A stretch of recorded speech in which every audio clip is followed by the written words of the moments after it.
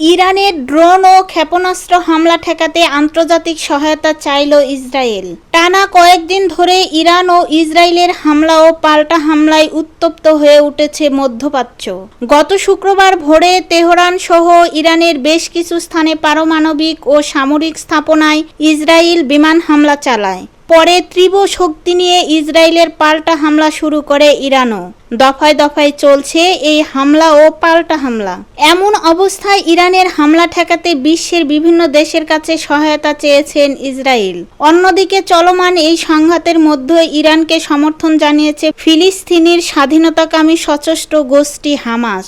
সোমবার 16 জুন এ তথ্য জানিয়েছে সংবাদ মাধ্যম টিআরটি ওয়ার্ল্ড।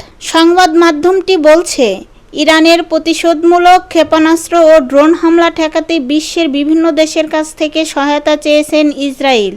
এমন তথ্যই জানিয়েছেন ইসরায়েলি সম্প্রচার সংস্থা কান।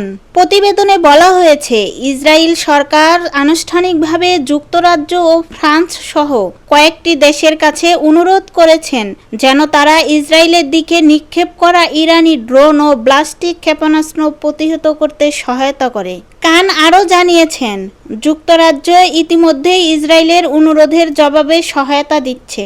অন্যদিকে জার্মানির চ্যান্সেলর ফ্রিডরিখ মের্জ জানিয়েছেন, ইসরায়েল জার্মানির কাছ থেকে দমকল সরঞ্জাম চেয়েছেন এবং আমরা দ্রুতই তা সরবরাহের কাজ শুরু করব। তিনি হুঁশিয়ারি দিয়ে বলেন, এই যুদ্ধ যাতে আরও বিস্তৃত না হয় তা নিশ্চিত করতে হবে এবং ইরান যেন ইসরায়েলি নাগরিকদের উপরে হামলা বন্ধ করে দেয়।